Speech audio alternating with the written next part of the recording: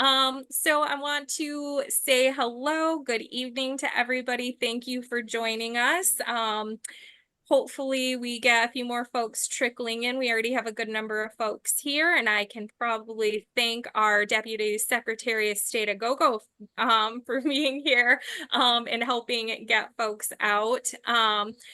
So we are going to be talking tonight about the Michigan Voting Rights Act. We're considering this a virtual town hall. It's going to be kind of casual, but we want to give you as much information as we can.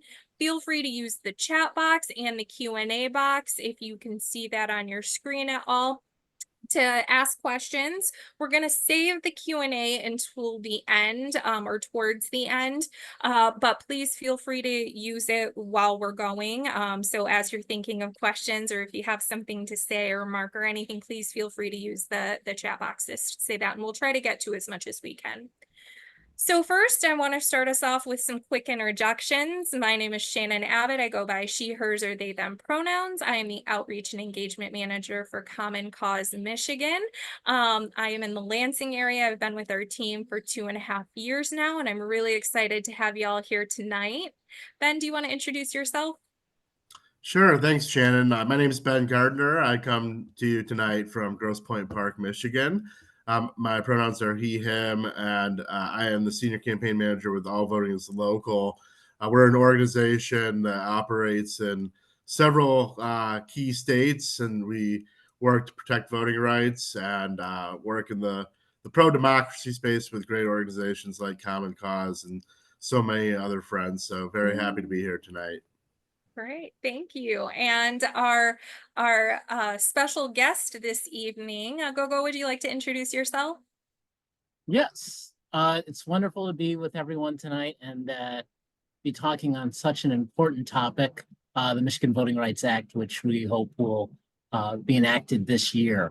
So my background, I'm an attorney by trade, but was formerly the Michigan State Director of All Voting is Local for 3 years, working with wonderful people like Ben Gardner and Shannon and all people in the voting rights space, and decided last year with, the strong encouragement of the secretary to make a move and join the Department of State as the Deputy Secretary of State.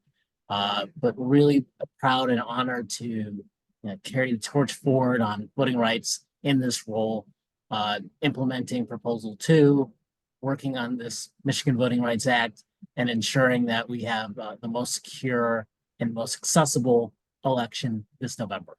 So thank you very much. Yes, thank you. We're excited to have you here tonight. And you are so right. This is an extremely important topic, and we'll talk a little bit about why that is.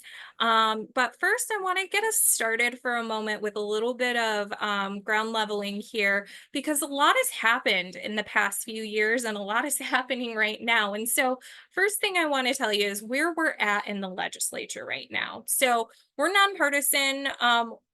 Individuals and organizations here with what we're doing. So this is important to know, though, that the Michigan Senate and the Michigan House, they do both have Democrat majorities. We currently are at 20 Democrats in the Michigan Senate and 18 Republicans. We have 56 Democrats in the Michigan House and 54 Republicans. So there is a majority on that side. It's a pretty close split, though, either way.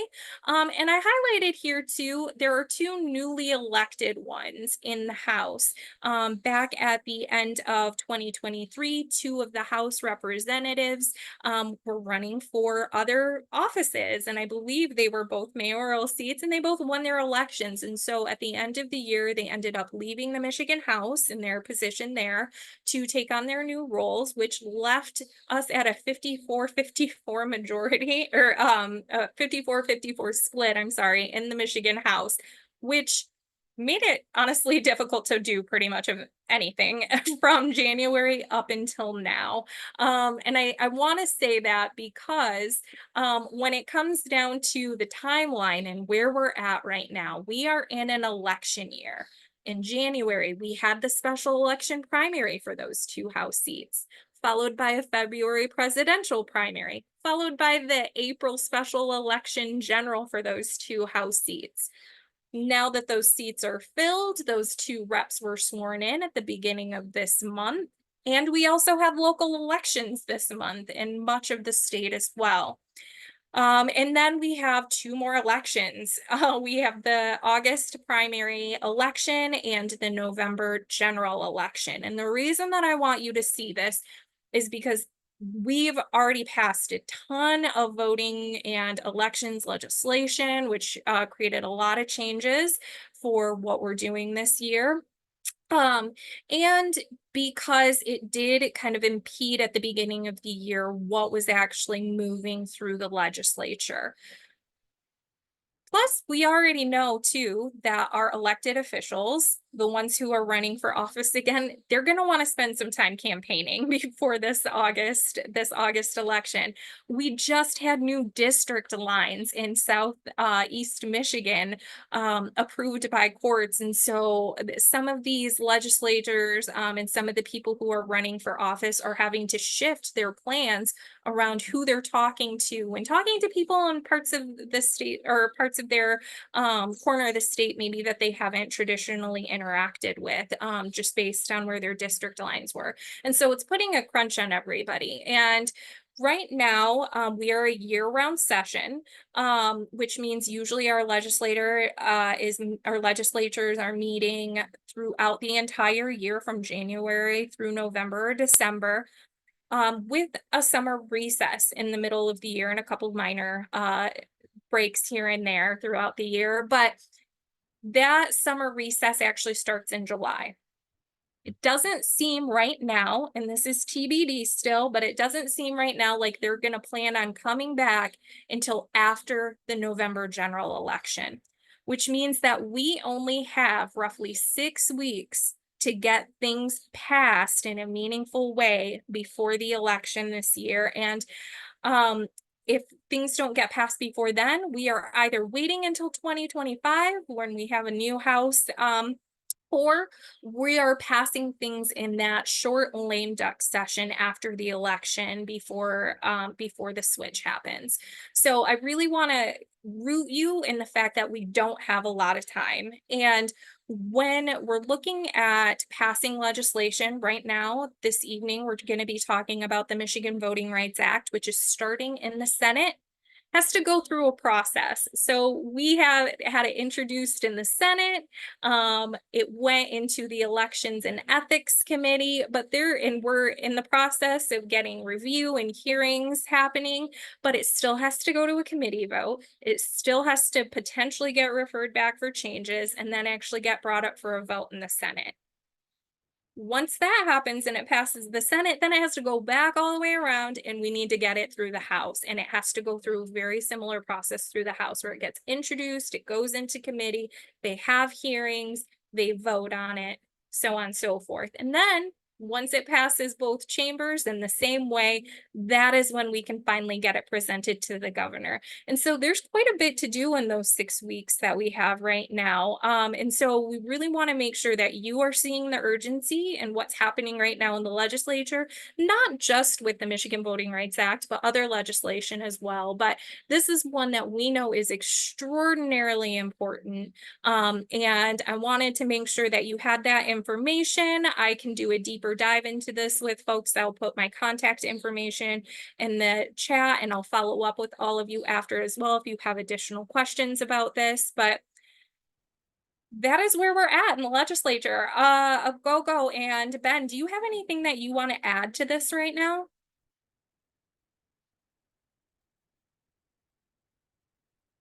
Nope, doesn't seem like it. I'll just say I will echo what you said about the urgency and the time frame.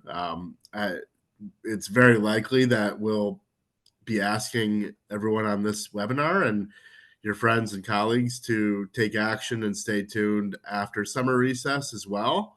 But we are in a stretch right now over the next 6 weeks where we need everybody to tune in and do what they can to raise awareness for and support for the Michigan Voting Rights Act. So I wanted to just underscore that. Yes. So I do want to share one other thing with you too. to where we've been at with passing laws and changes. There's been a ton. This is not all encompassing. These are just some highlights of what have happened in the past several years here in Michigan. There have been new ways to vote, new voting laws, tons of new voting rights, and the main ones that people have been hearing about back in 2018 when Prop 3 passed, which was a constitutional amendment passed by us, the people, right? A huge majority of individuals in the state voted yes to passing this, which gave us no reason absentee voting, gave us straight ticket voting. It gave us automatic and same day voter registration, which is amazing. We also had just in 2022, Prop 2, we had more ways to vote, like early voting, 9 days early voting for our statewide elections, which is massive. We also have more drop boxes in communities throughout the state if you're planning on voting absentee and dropping it off in a drop box. We have more protections for poll workers and election officials, state-funded prepaid stamps and tracking systems for absentee ballots, and requiring election results to be certified based on the actual votes that were cast, which is huge. Plus, if you didn't know this, Michigan was one of the only states in the nation that actually had a ban on people organizing to get folks to the polls, rides to the polls. That actually got repealed last year, which was a huge win for our state.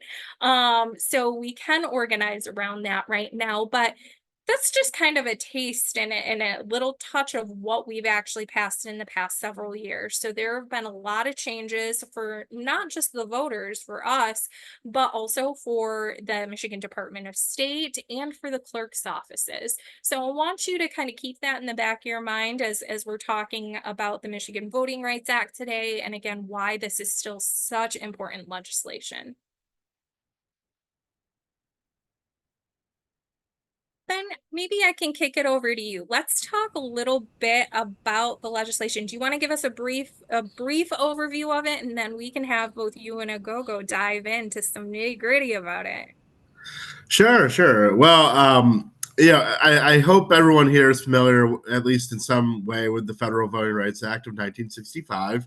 Some would say it's the most significant civil rights legislation in the country's history. It's certainly up there if it's not the most important legislation. And what that did was guarantee the right to vote for our for communities of color, and it also addressed the tremendous travesty of Jim Crow and other discriminatory voting laws and practices that were predominant in the South, but also other parts of the country. But you might be asking, well, we have that. We had the Federal Voting Rights Act of 1965. So why are we talking about the need for a state voting rights act here in 2024? The unfortunate reality is that since 1965, decade over decade, there have really been concerted attacks by bad faith actors to undermine and weaken and erode a lot of the protections in the Federal Voting Rights Act of 1965. And I would say perhaps no decision was more damaging and no event was more damaging than the Shelby versus Holder Supreme Court ruling in 2013. I don't want to go into all of the different ways that the Supreme Court has been impacted, but suffice it to say, we see that the impact of an increasingly politicized and corrupt Supreme Court today in so many ways. But the Shelby versus Holder decision really did got some key aspects of the Federal Voting Rights Act. And we've seen, unfortunately, the impact of that. So I would say, we could share out some more materials where you can read many pages of kind of how the Federal Voting Rights Act was weakened. But the headline that I would really point to is that it struck the pre-clearance requirement, which required local governments to get pre-clearance for any voting changes and any policy changes that they were enacting, if they had a history of racial discrimination in voting. And so this really applied to a lot of those Jim Crow Southern counties and localities, but it set a really important standard. And so once that provision of pre-clearance was gutted, it unleashed, unfortunately, a barrage of anti-voter laws and anti-voter policies in many of those states and counties. But there's also a really important impact that it had, and I'll just touch on that before getting to the core pillars of the Michigan Voting Rights Act. So our friends at the Brennan Center recently released a report that we can share out in the email, showing an increase in the racial turnout gap over the last decade since that Shelby versus Holder decision. And I think that's a huge concern. Just a couple highlights from that report to go over with you. There's since 2013, we have the gap between white Americans and Americans of color growing by 5 percentage points to 18 points. The gap between white Americans and Black Americans in voting grew by 8 percentage points to 16 points. And the gap between white Americans and Latino Americans grew by 4 percentage points to almost 22 points. So we really see the effect of Shelby County versus Holder and that decision. By dismantling pre-clearance, it really was a significant driver in the growing racial turnout gap. And it also opened the door to those restrictive voting laws that I mentioned. And we also saw an attempt to introduce and pass some of those laws as recently as 2021 here in the state of Michigan. So, we in the Pro-Democracy Coalition are very big fans of the work that the Secretary of State and her team, Gogo, and many others have done. The legislature over the last couple of years, they've done a fantastic job, but it wasn't long ago where the legislature was introducing some restrictive voting laws. And I think the Shelby versus Holder decision was a really big impetus for that. So getting to the Michigan Voting Rights Act, there's a few key pillars that we'll dive into more as we go along, but there's 4 bills: Senate Bill 401, 402, 403, and 404. You'll hear from Agogo about the real meat of the bill, which is of the package, I should say, which is Senate Bill 401. That restores pre-clearance or pre-approval as it's written in the current drafts. But that's really the critical bill for the Michigan Voting Rights Act is Senate Bill 401. It's probably the most substantive bill.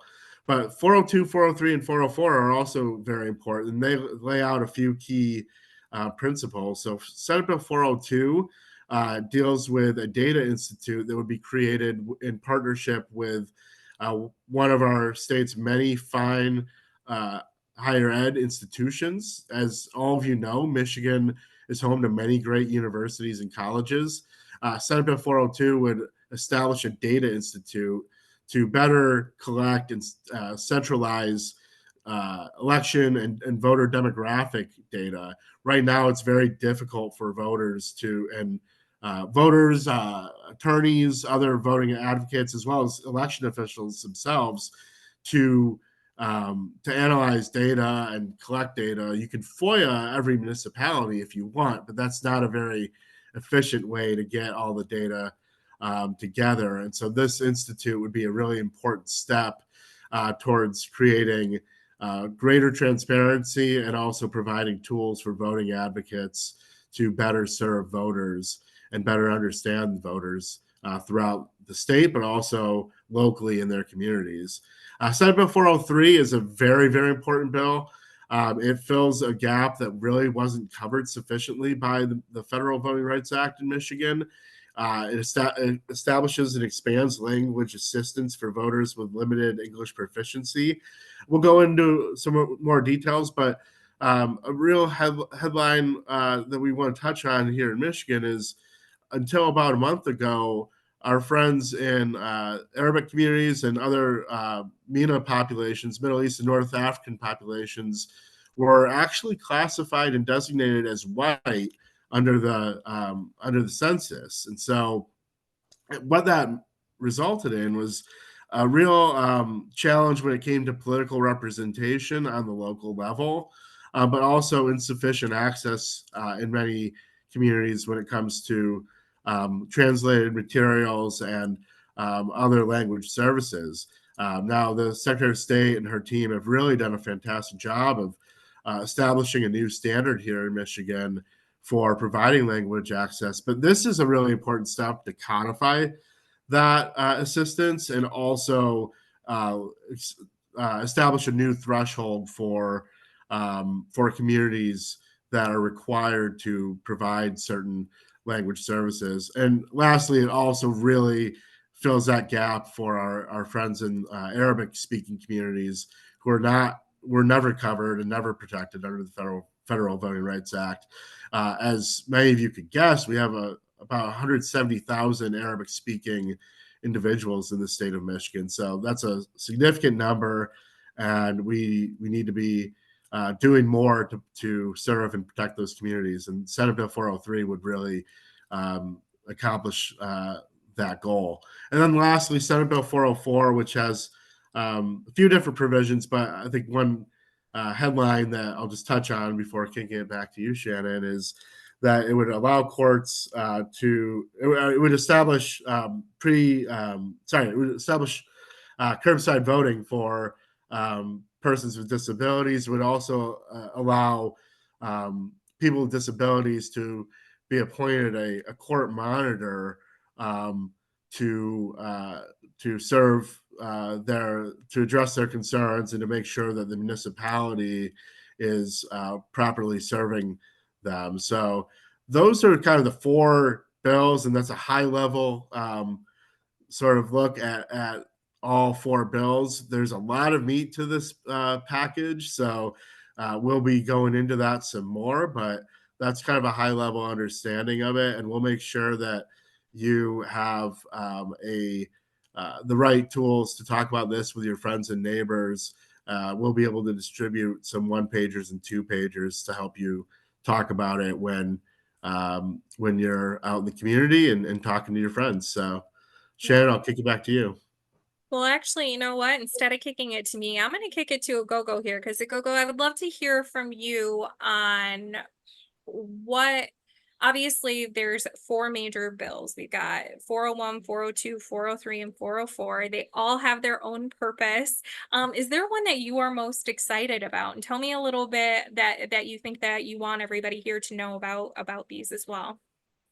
Yeah, I appreciate that. I think I'm going to start with 401 because it is the foundation of the whole entire bill package, and it is the one. I think each part of this bill, I think one of the things that people have wondered about, why 4 bills? Why can't you just have one bill? Why can't you just have one section? And that's because so much has evolved since we passed the VRA back in 1965. As great as it was, bad actors have continued to innovate. And we have not had a Supreme Court that has been cooperative in supporting voting rights, especially in the last 2 decades. So 401 is the one that most closely resembles the current VRA.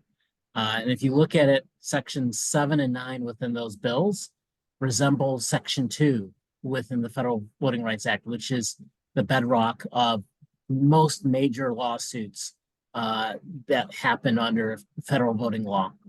But we also have to respond to things that have happened. There was a lawsuit called Ronovich versus the DNC, where Justice Alito very skillfully gutted another section of the VRA and made it more difficult for anyone to figure out how to enforce some provisions of Section 2. So we addressed that in the bill. We also know that it's expensive for local communities to deal with Voting Rights Act's violations or even complaints. So we've put into this bill a process for local communities to get complaints, address them outside of court, so that they're not facing up to $7 million costs to address voting rights violations. That's A lot of something money. that's happened around the country, and we want our clerks, who we think are the best in the country, to avoid those damages. Because sometimes mistakes happen, even if you're well-meaning. We also focus on in that bill just making sure that everyone has access to the information needed. If somebody is trying to remove someone from a voting roll, and lawfully, we want to know about it. As Ben alluded to, there's something called the bail-in. So if a judge just decides that a community has so violated the law and they need to have their procedures reviewed, a judge can make that decision. It's only up to a judge. We also address disability rights. We know that the Americans with Disabilities Bill and the VRA guarantee access to disabled voters, but it's important to put that into legislation here in Michigan, just in case something happens federally, and to give people a little bit closer to home their own abilities to figure things out. So with 402, I think one thing that we have to remember is that the language section of the VRA was enacted in 1975, a very long time ago. And of course, we have a rapidly changing country since then in terms of diversity and immigration. And those are all things that, when we look at the Statue of Liberty, that we celebrate and that we embrace. But it was not written to embrace Arabic. It was not written to embrace the types of diversity that we have in the state. So we want to, adjust so that we're able to really get up to speed on that.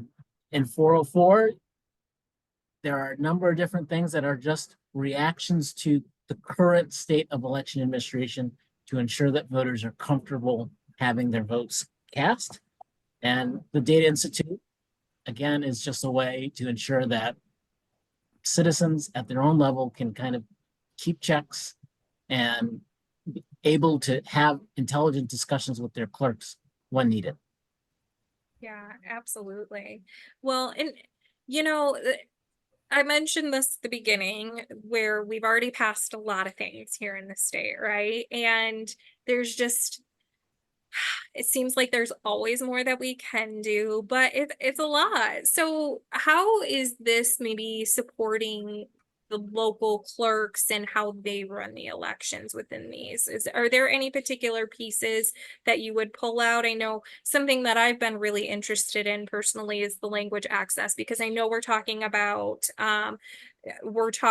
people who maybe don't speak English as a first language, but it's not just that too, right? It's also English proficiency. So people who maybe they just don't have the same education level or the same ability to understand the written ballots and things like that other people might be able to. And that, having translations and putting some of these things into place can be a real burden on it for clerks. But if I'm understanding the legislation as proposed correctly, it's actually going to put some of that onus on the state to help relieve some of that burden. Is that correct?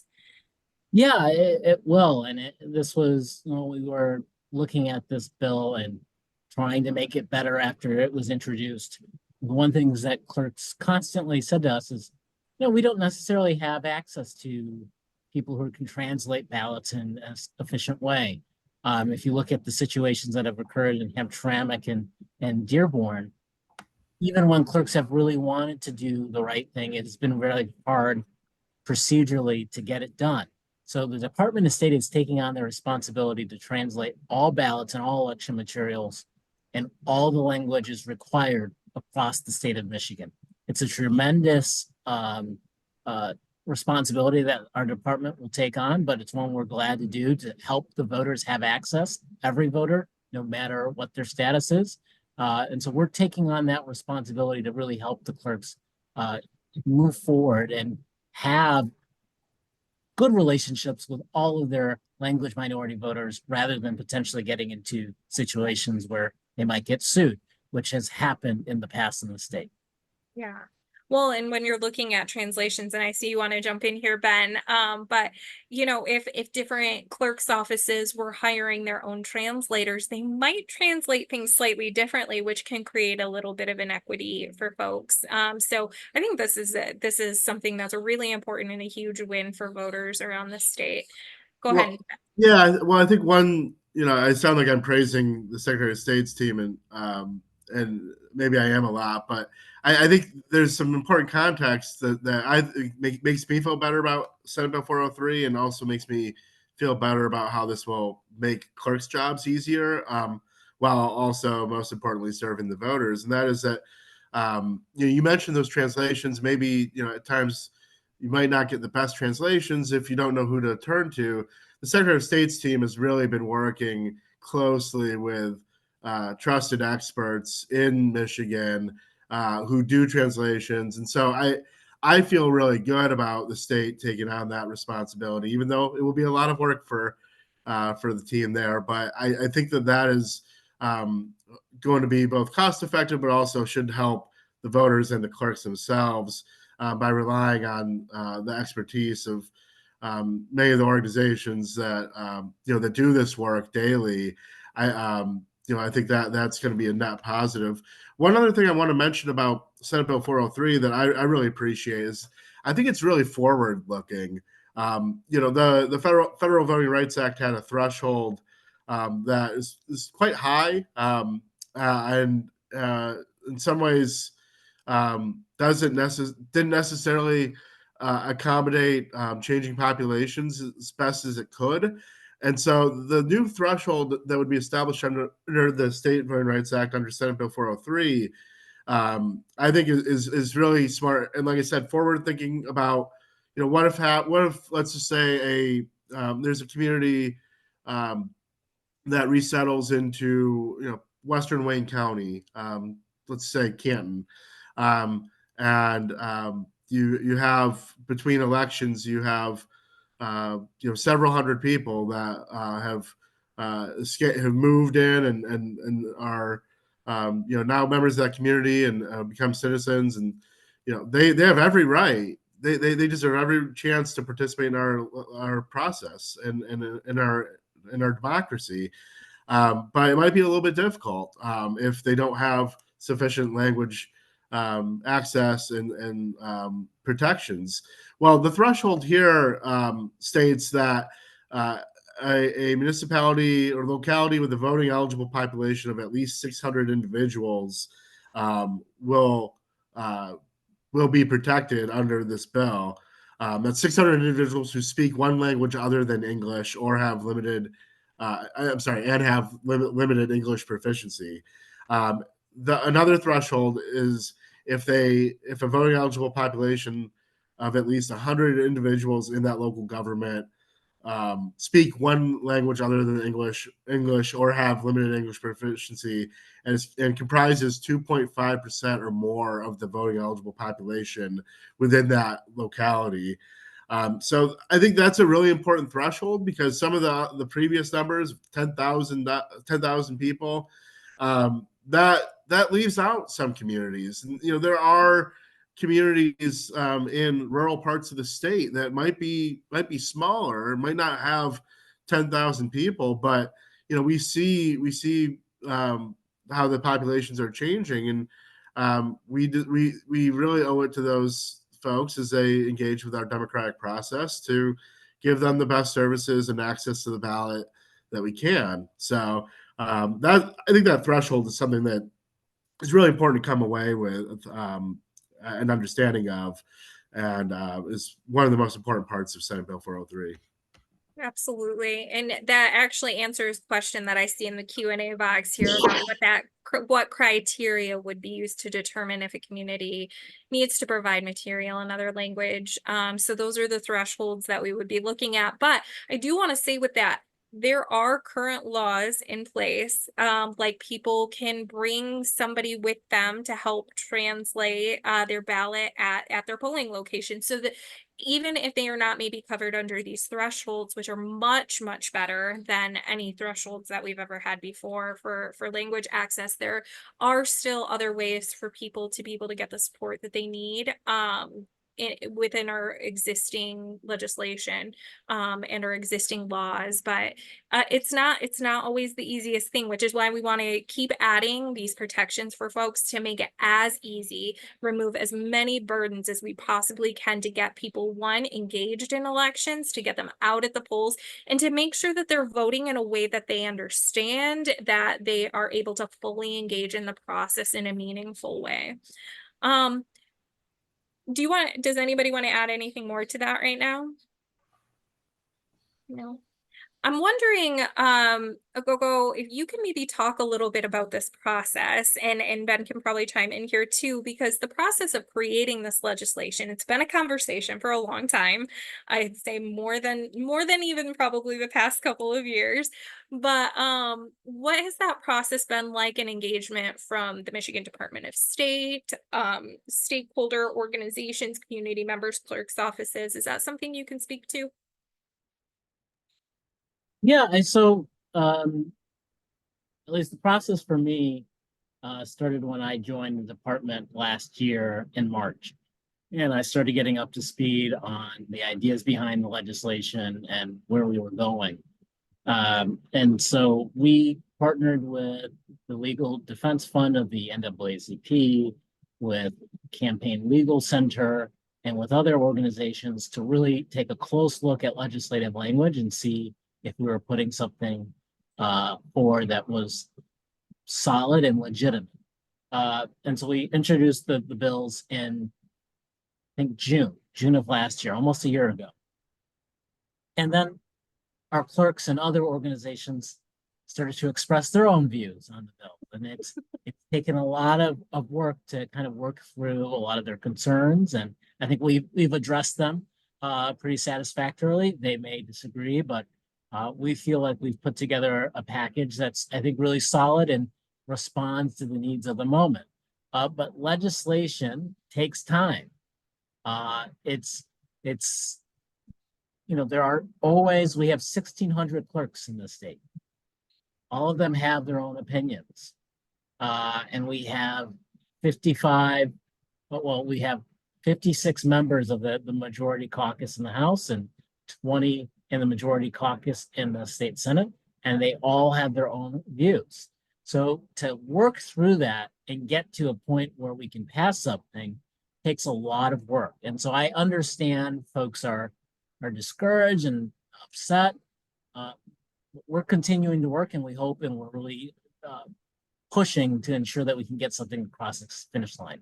But it just takes a lot of conversations and a lot of dialogue. Well, Shannon, one other thing I'd add is, and again, I'll praise the Department of State for their collaborative approach to their work. But I really appreciate that this draft and these bills are really specific to Michigan. The Legal Defense Fund and others, Campaign Legal Center, and some other national organizations have really done a nice job of prioritizing State Voting Rights Act in certain states.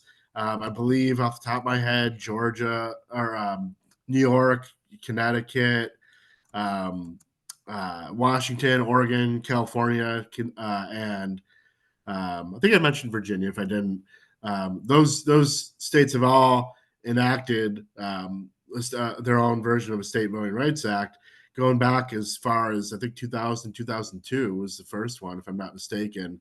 But there's other opportunities in states like Michigan, Illinois, Minnesota, to name a few. And yet, what I really appreciate is that this bill package is not a cookie cutter bill package. It really takes into account some of the challenges in Michigan and some of the priorities that we need to address, such as language access and making sure that our Arabic speaking friends are appropriately served, as well as Bangla and other languages.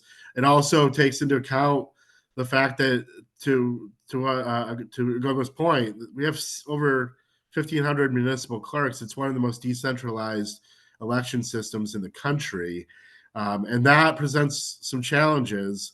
It presents a lot of strengths and things that make Michigan elections more secure and more effective, but it also does have some potential vulnerabilities if bad actors wanted um, to undermine our elections. And so I think this would really take some important steps towards protecting against those efforts. And lastly, I would just say that I think the um, the time of this is really critical.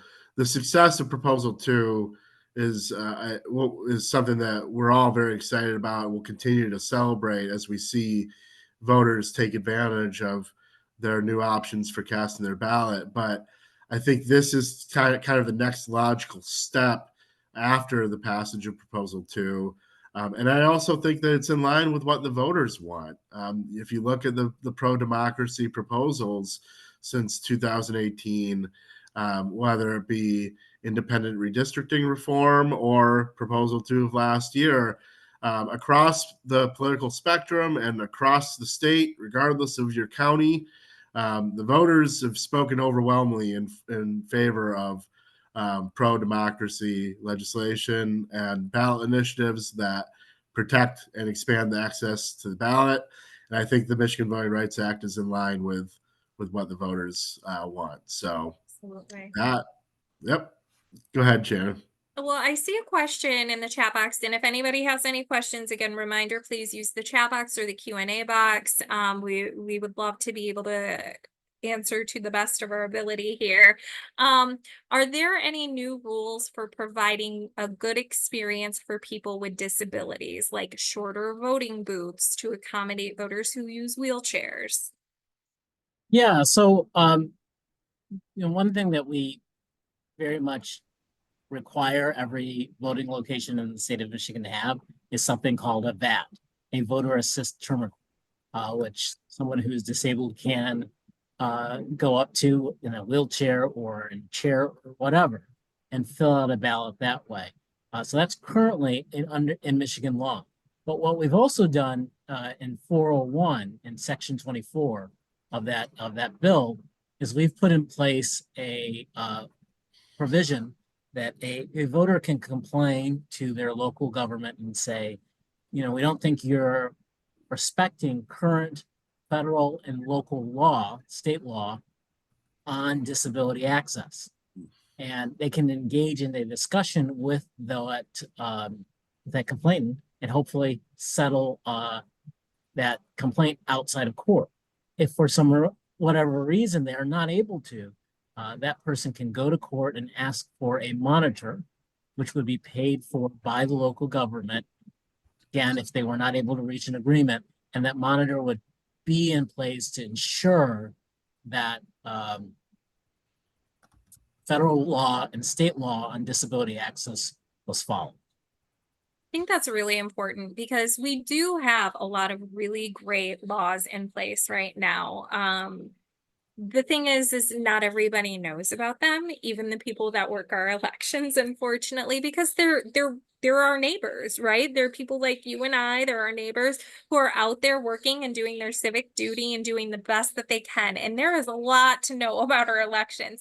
And so stuff happens, mistakes happen, and sometimes not everything is in place, like having the voter assistance terminals, the VATs, up and running. And we need to know about that, whether it's calling the 866 hotline when it comes to being out on actually at your polling location, for instance. But this also gives you that additional avenue and that additional process to make sure that it's being addressed in a meaningful way.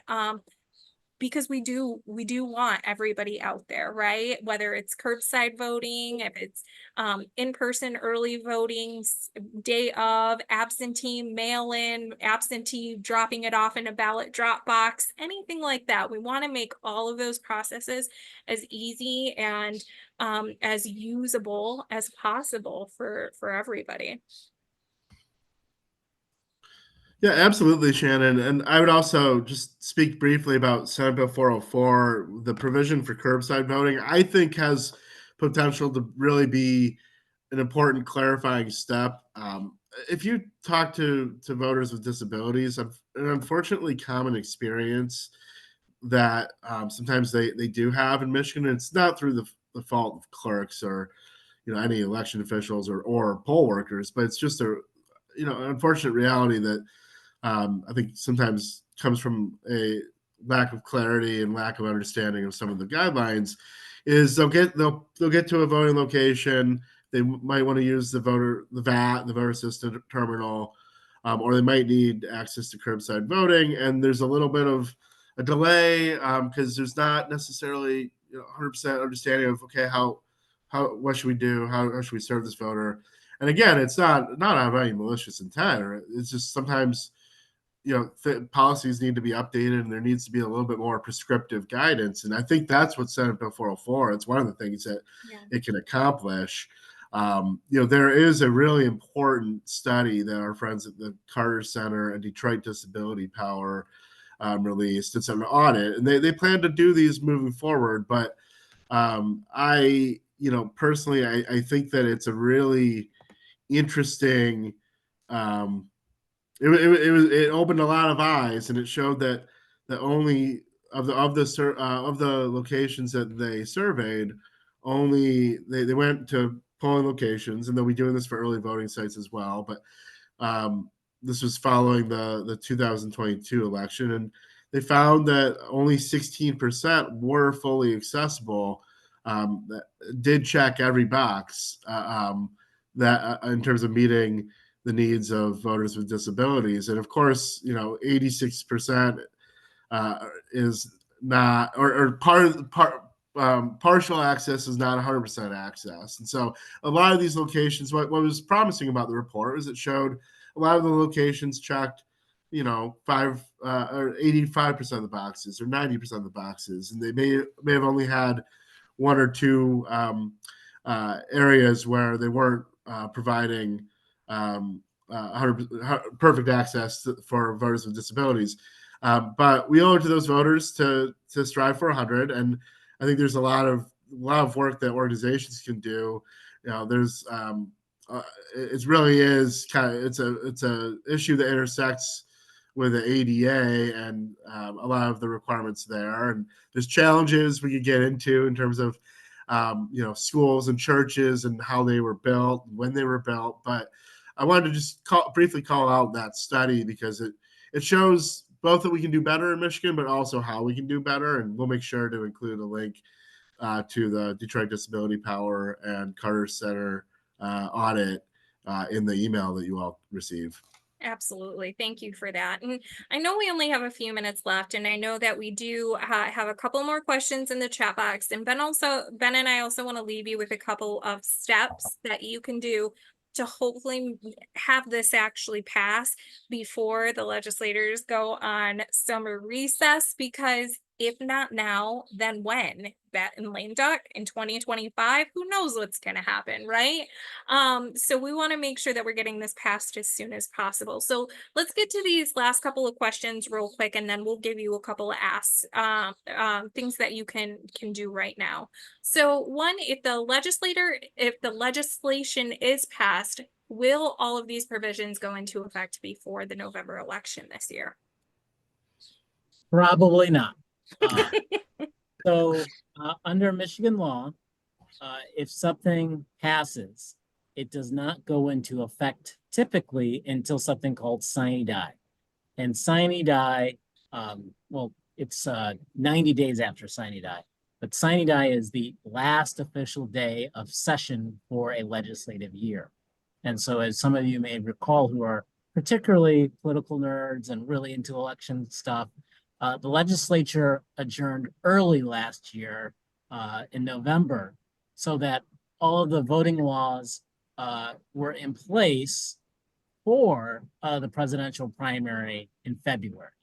And the reason that occurred, because there is a provision that if you get 2/3 of each chamber of the House and Senate agreeing for a bill that just passed to have immediate effect, for it to immediately take effect once the governor signs it, you can have that, but that requires bipartisanship.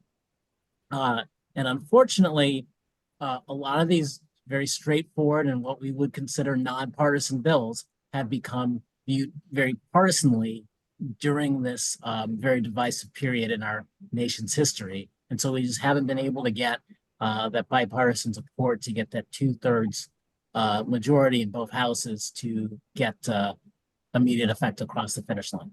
Yeah, that's really important. And even if people on both sides of the aisles do support the concepts and the language of these, things are passing in Michigan on a party line right now, whether we like it or not, no matter what the topic is. Almost everything that's passed has been on a party line this year. Go ahead, Ben. But I will add, just on an optimistic note, the idea of voter protections and voting rights protections used to be very, very bipartisan. And so it never hurts to talk to your legislators, regardless of party, in a positive and uplifting fashion about this legislation. If you're bored and you're a bit of a nerd for some of the stuff like me, you can go back and just as recently as 2006, 2010, some of the reauthorizations of the Federal Voting Rights Act and some of the federal voting rights policies and bills got bipartisan support from some names that might surprise you. So some of those roll calls are very fun to go back and look at, but it does speak to what Agogo mentioned, which is, we're kind of in this polarized time, but it wasn't long ago where something like this would have received overwhelming bipartisan support. It's a good question about the implementation too, but I'll say our clerks are superheroes, but they do need the time, and I think the deadlines established in the bills that you'll be able to read. I think the deadlines and the timelines are sufficient and taken into account. What works best for the clerks. So they will not need to implement this for the November election in all likelihood.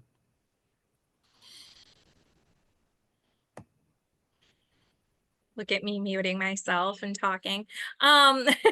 So the last thing actually wasn't a question, it was a comment as a follow-up about the disability boost, the VATs. This is an inexpensive and easy way to make it easy for persons who cannot stand, including wheelchair users, to vote like everyone else, in quotes here. And yes, Dearborn got the results, and that is why they purchased some of these booths. I'm assuming referring to that that study and that report that came out. So thank you for that comment. And we do want to leave you. I know we've only got 1 minute left. Ben and I were going to show you a little bit more for action, but we definitely want to leave you at least a couple of things that you can take action on here. First, I'm going to put in the chat box 2 very, very, very quick things that you can do. 1, signing a petition. 2, popping in your information and sending an email to your legislators. The links that I'm putting in the chat box right now will also email to you, but you don't even have to know who your legislator is. Hopefully you do, but all you have to do is put in your name, your address. It will automatically determine who your legislators are so that it can go to the right people, and you put in your comments about why you think we need to ensure that this passes. And it doesn't matter what side of the aisle people are on, they need to hear that this is important. So I'm gonna hit send on that. And maybe Ben, do you want to cover a couple of the other asks that folks can, or actions that folks can do? Sure. Well, I'll repeat the ask to talk to your legislators, because now is really the critical time to do that. We want to make sure that they know this is a priority. But we'll be sharing a toolkit that you can access that has some recommendations. If you want to, one, it will have some messaging guidance and cover some of the materials that we talked about today. But 2, if you want to write a letter to the editor, that's a great way to call attention to an issue that you care about. Believe it or not, people still read the opinion section of newspapers. We really encourage folks to do that. And we have some recommendations for how you can go about submitting a letter to the editor. We're also always available to answer questions if you are unsure or want to clarify something. We can always help answer that. But I think the last thing I would touch on, and this is also linked in the toolkit that we'll send, it'd be great to encourage your local city council, township council, village council, and county commission to submit and adopt and pass a resolution stating that they support the Michigan Voting Rights Act.